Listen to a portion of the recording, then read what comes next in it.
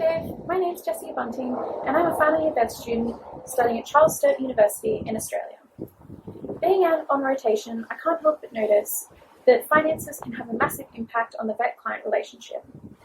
Talking to vets about this, some have mentioned that clients will even make comments about the bill to guilt them into waiving or reducing fees. So my question is, how do you deal with these comments? And even worse, the comment that if you really cared about the animal, you wouldn't charge at all. Jessica, that's a great question. I'm going to flip this one around. And in over 20 years of working closely with clients, the number of clients that will actually genuinely be trying to guilt you into reducing your fees or making you feel bad for charging your service is extremely low. What's interesting to me in your question is the fact that it's the vets that are actually talking about this. Because I actually think it's not the clients that are guilting them, it's the vets that are feeling guilty about having to charge. What that shows is a lack of confidence or a lack of skill in discussing the area of finance. But actually you can bring it back a layer behind that, because it's not really a matter of money. Money, like stuff costs money. The question is, how much money should any one particular thing cost? So I can go and buy a vehicle, and maybe I'm going to go buy a Kia vehicle, which is a reasonably priced mid-range motor car. Or I can buy a Ferrari, which is a very unreasonably or reasonably priced supercar at the other end of the spectrum. Totally different prices, but at the end of the day, they are objects with an engine, four wheels that get you from A to B. So there's a value change that goes from having a Kia to having a Ferrari. Arguably, the Kia is a more reliable car, but it costs an awful lot less. Okay, so the question here really gets down to the root of all transactions where you're exchanging money in return for a product or service. The question is not a question about price, it's a question about value. The way to not have clients complain about your service or complain about the price is to blow their socks off with value. And the way that you do that is, first of all, you make them aware that there is a problem in the first instance. And secondly, you must work on building their incredible belief that you are the person that is the most likely and the team is capable of solving that problem. Okay, so that means in the exam room, building rapport with that person so that they start to trust you. It means being proficient in performing a physical examination, nose to tail every time, and learning how to talk in language they understand about the problems you're seeing or encountering in that examination. It means learning to not overload clients with too much information so they shut down, because when they shut down, they don't understand. And when they don't understand, they cannot recognize the value, they just recognize the price. It means communicating with them in a way that they can understand what the treatment plan that you're suggesting is. Why must they take that action? Like, what's going on with their pet? Why is that a problem? And what is your proposed solution, and why will that stand a chance of working? When you walk through that process, yes, there's still going to be a point where you have to discuss money, but their awareness of the problem and their belief in you, their confidence in you that is coming from your confident ability to have walked through this process is going to be up here. It's going to be really high, versus the vet who is a bit more tentative or non-communicative, who doesn't engage with the client. So there is a barrier, there's a block to rapport.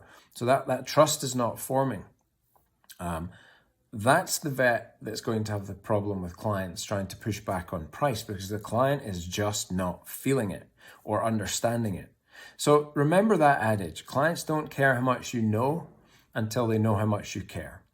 And they probably don't really care how much you know ever. They assume that you know, but they really care that you care, right? So you have to show them that caring side, that willingness to be a human with them and to be on their side. You have to be able to communicate clearly, effectively, without overwhelming them in language that they understand what is going on with their pet. And then you have to be able to confidently, without blinking, without being an apologist for your price, tell them how much that service is going to cost and be proud of that. Be an advocate for your service. When you do those three things, most people are not going to guilt your complaint. You may get the throwaway comment like, oh my goodness, that's expensive. You can say, well, actually, if you compare that to the same thing in human medicine, it's about 1/10 of the price or 1/6 of the price. Or you can say, look, I understand that this seems expensive, but these steps are necessary for this reason. And obviously you never put a gun to anybody's head and make them pay it. If they physically cannot afford to do that, then you're in a negotiation situation where then you can say, well, listen, what does a good outcome look like to you? You're my boss. So how about you tell me what is possible for you, and I will tailor my diagnostic or treatment recommendation to try and fit that to still get you the best outcome for your pet. When vets get into the habit of blaming clients for guilting them or shaming them, number one, my concern is that they are remembering the few negative people and they're forgetting all the positive people that were grateful for their service. The second thing is, be careful which vets you listen to on this, because if you're listening to and taking your advice from somebody who is not a great communicator, then guess what? You're going to be learning bad communication skills, and that is going to be your future as well. So learn good communication skills. This is why the foundation non-clinical skills are so important to your career.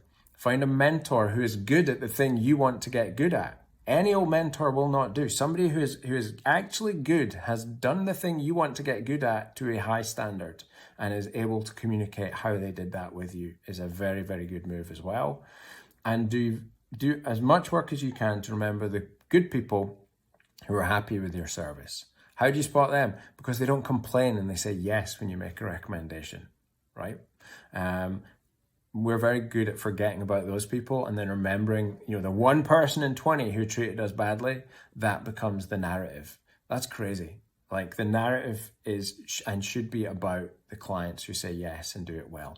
If it is more than like 1 in 20 that people are giving you a hard time over money, a genuinely hard time. If you're soft and brittle about a client saying, oh, that costs a bit of money, that's on you. That's an easy thing to fend off and laugh off. If you're taking that to heart, then there's something else going on, because that's a very, very sensitive level, to be taking comments like that and internalizing that. Again, there's something else going on there that needs to be unpacked.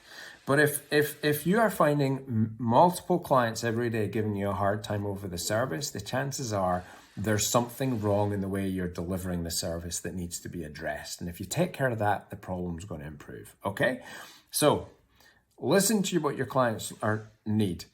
Be very, obvious about what you think is going on with an animal when you're doing the physical examination.